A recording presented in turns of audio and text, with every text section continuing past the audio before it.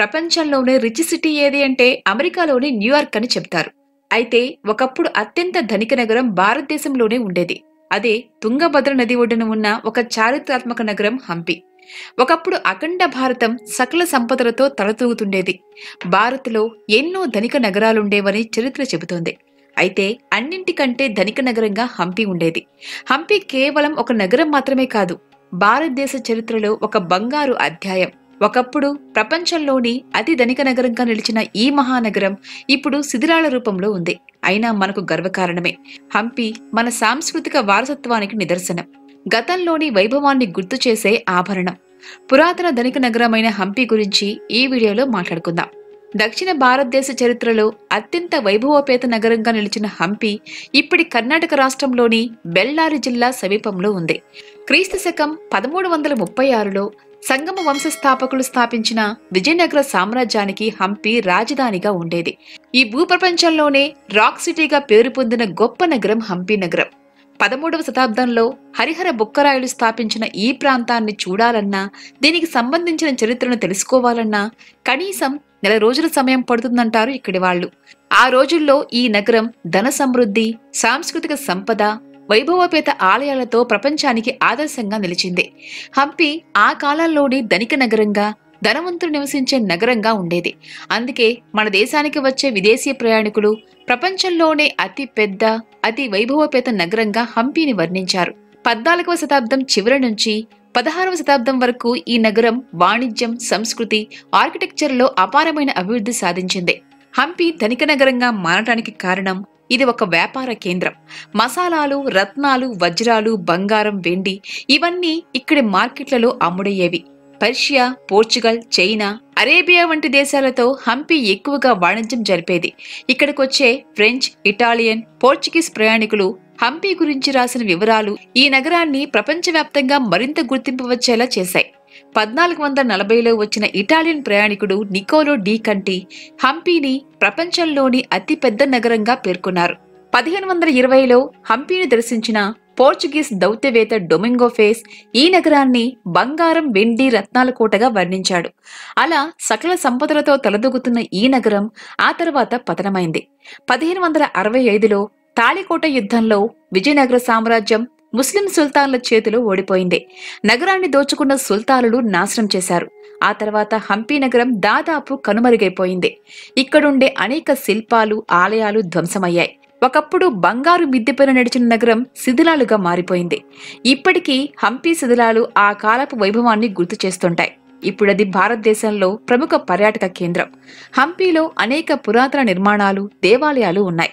14వ శతాబ్దం నగరం అవశేషాలు 26 చదరపు కిలోమీటర్ల విస్తీర్ణంలో విస్తరించి ఉన్నాయి.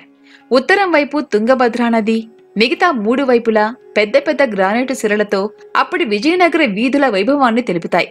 హంపిలోకి ప్రవేశించేటప్పుడు విశాలమైన భవంతులు, పెద్ద పెద్ద ప్రాకారాలు ఎదురవుతాయి. హంపిలోని నిర్మాణాలు 14వ శతాబ్దం నాటివి. విరూపాక్ష, విఠల, హజారా రామాలయాల వంటి ఆ కాలపు శిల్పకళా వైభవాన్ని చూపిస్తాయి. ఇక్కడ ముఖ్యంగా చెప్పుకోవాల్సింది శ్రీ విరూపాక్ష స్వామి దేవాలయం. త్రేతాయుగం నాటి పురాణ ఘట్టాలకు ఈ ప్రాంతం ఎంతో ప్రాచుర్యం పొందింది. రామాయణంలోని శ్రీరాముడి కథలో ఉన్న కిష్కింద కాండ కూడా ఈ ప్రాంతానికి చెందినదే అంటారు. విజయనగర సామ్రాజ్యంలోని రాజుల కళాభిరుచికి, వారి ధార్మికతకు ఈ ఆలయం నిదర్శనంగా నిలుస్తోంది. ఈ క్షేత్రంలో కొలువైన పరమేశ్వరుడు విరూపాక్షేశ్వర స్వామిగా పూజలందుకుంటున్నాడు.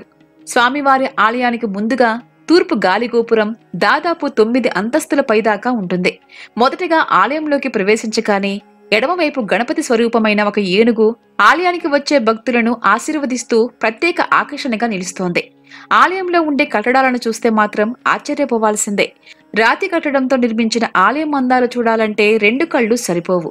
ఆలయంపై, ఆలయ గోడలపై ఉండే శిల్పకళలు అలనాటి కళాకారుల ప్రతిభకు అద్దం పడతాయి. టెక్నాలజీ లేని ఆ కాలంలోనే కేవలం చేతులతోనే ఈ అద్భుతమైన శిల్పాలను చెక్కిన శిల్పులను తలుచుకుంటే మాత్రం ఔరా అనాల్సిందే. హంపికి ఈశాన్య భాగాల్లో అణిగుంది గ్రామానికి ఎదురుగా ఉన్న విఠల దేవాలయం అప్పటి శిల్పకళా సంపత్తికి ఒక నిదర్శనం. ఆలయ సముదాయంలోకి ప్రవేశించినప్పుడు విజయనగర సామ్రాజ్య కాలం నాటి కళాకారుల ప్రతిభ అడుగడుగున ఆశ్చర్యపరుస్తుంది. ద్రావిడ నిర్మాణ శైలితో, విస్తృతమైన శిల్పాలతో ఆలయ సముదాయం అందంగా అలంకరించబడి ఉంటుంది. ఈ దేవాలయం మరాఠీలు విష్ణుమూర్తిగా ప్రార్థించే విఠలుడిది. ఈ ఆలయం 16వ శతాబ్దానికి చెందినది. ఈ దేవాలయంలోని రంగమండపంలో సప్త స్వరాలు పలికే 7 సంగీత స్తంభాలున్నాయి. వీటిని సరిగమ స్తంభాలు అని కూడా అంటారు. వీటిపై సున్నితంగా తడితే శ్రావ్యమైన శబ్దాలు వినిపిస్తాయి. ఈ స్తంభాలపై గంధపు చెక్కలతో కొడితే సరిగమలకు సరిపోలే విధంగా శబ్దాలు వినిపిస్తాయి. వీటి వెనుక శాస్త్రీయ కారణాలు ఇప్పటికీ మిస్టరీనే. వ్యతిరేక దిశలో ఇక్కడుండే శిలారథం మరో ఆకర్షణ. ఈ ఏకశిలారథం విఠల దేవాలయానికి తూర్పు భాగంలో ఉంది. ఇంకో విశేషమేంటంటే ఈ రథానికి కదిలే చక్రాలుంటాయి. అలాగే పట్టపు ఏనుగులు నివాసం కోసం ఏర్పాటు చేసిన గజశాల రాజప్రసాదానికి దగ్గరలోనే ఉంది. ఏనుగులు కవాతు చేయటానికి వీలుగా ఈ గజశాలకు ఎదురుగా ఖాళీ ప్రదేశం ఉంటుంది. ఈ గోపురం నీడ ప్రధాన ఆలయంలోని ఒక చిన్న రంధ్రంలో నుంచి కింద నుంచి పైకి అంటే తలకిందులుగా కనపడుతుంది. ఇప్పటికీ హంపీ శిథిలాలు ఆ కాలపు వైభవాన్ని గుర్తు చేస్తూ పర్యాటకులను ఆకర్షిస్తున్నాయి. సుల్తానులు అప్పటి కట్టడాలు విధ్వంసం చేయటంతో దీన్ని లాస్ట్ సిటీ అని కూడా అంటారు. కానీ ఇక్కడికొచ్చే టూరిస్టుల సంఖ్యను చూస్తే మాత్రం దాని కల్చరల్ గ్లోరీని ఏమాత్రం లాస్ కాలేదు అనిపిస్తుంది. ఇక్కడికి ఏడాదికి 7 లక్షల మంది వస్తారు. ఇంతటి చారిత్రక సాంస్కృతిక ప్రాధాన్యం ఉంది కాబట్టే ఈ ప్రాంతం యునెస్కో వరల్డ్ హెరిటేజ్ సైట్ జాబితాలోకి వెళ్ళింది. 1986లో యునెస్కో వరల్డ్ హెరిటేజ్ సైట్ గా గుర్తింపు పొందింది. మొత్తంగా హంపి భారతదేశ చరిత్రలో ఒక బంగారు అధ్యాయం అని చెప్పొచ్చు. ఫ్రెండ్స్, ఈ వీడియో మీకు నచ్చినట్లయితే లైక్ చేయండి, షేర్ చేయండి. ఇలాంటి వీడియోస్ ఇంకా చూడాలి అనుకుంటే సబ్స్క్రైబ్ చేసుకోండి.